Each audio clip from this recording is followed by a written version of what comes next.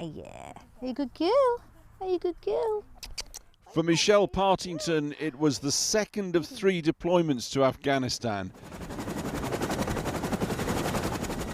when she knew something was wrong. It was full of blast injuries, and it was, you know, not just our soldiers but the coalition forces, Afghan children, women, insurgents, and it was tough. It was really, really tough, and it was not just seeing it, it was the smells, you know, the aircraft vibrations, being shot at, you know, the whole shebang. She was the first ever woman to serve as a frontline RAF paramedic. Casualty evacuation from the battlefield by Chinook helicopter, from the firefights, the bomb blasts and the snipers. I realised that running off the back of the helicopter I wasn't scared anymore, because in my mind I wanted that tour to end. I wanted the nightmare that I started suddenly living in to end. So if I'd have got shot or blown up or whatever, for me that nightmare was over, whether it meant I was dead or coming back to home to be treated. And back home, of course, the post-traumatic stress of what she'd seen and done closed in. My boss said to me, you need to go and see the doctors. He gave me 2 weeks of tablets and sent me on leave saying it was adjustment disorder. But then on leave, every single day, I looked at these tablets with the thought of taking them all in one day. And then I was in limbo. So for me, I just switched off. I then decided I was going to take my own life again, planned it to the nth degree. She lost her job, her partner, her home, very nearly her life itself. It was support from veterans' charities which caught Michelle just in time, brought her back from the very edge. New physical, sporting challenges, and now an accidental second career advising on stress management. It's never over, you've still got that support. And for me, I guess it will never leave me, and the people that I support, because I've run my own business in mental health now, and other people that I do support, that I served alongside, we just support each other, and that's what it's about now. Obviously, we're here now because Afghanistan is back in the news, and we all know why. When you and your colleagues, you see what's happening now, what goes through your mind?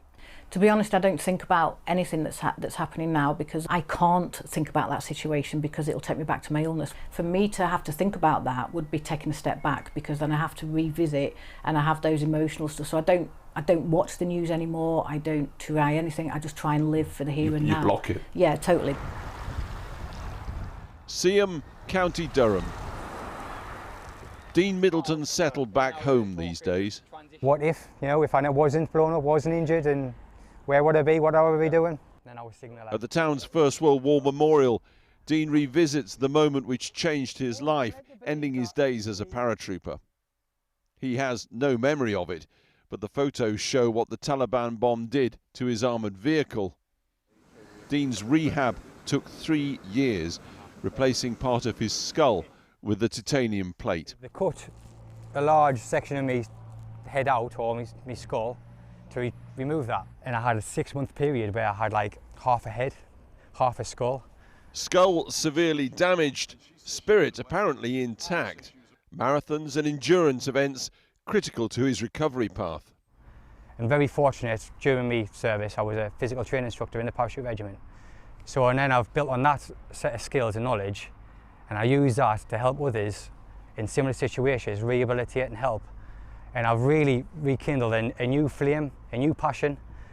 So he can face what's happening now in Afghanistan by focusing back on what he believes he achieved. I think that we've prevented so much in the state of Afghanistan now even. It was still worth it? Oh yes, 100%. Again, and the people who weren't as fortunate as I am, who's made the ultimate sacrifice, their family and friends need to have that knowledge that they've actually served a purpose, they've made a difference. They were injured in one of my wars. On Seaham Beach, 26 years as an Army A&E nurse in Afghanistan, Iraq and beyond. Phil Hall's caseload these days as a civilian is 32 men and women who have paid the second highest price in Afghanistan. The veterans that I work with require 24-hour care, so they need help to do everything from washing, drinking, eating, and also take part in any kind of meaningful use of their time. And let's be clear, this isn't rehabilitation, this is their life until they die. Yeah, so this is how they'll be for the rest of their lives. And what I try to do is look at meaningful activities, quite often new activities that they've not tried before.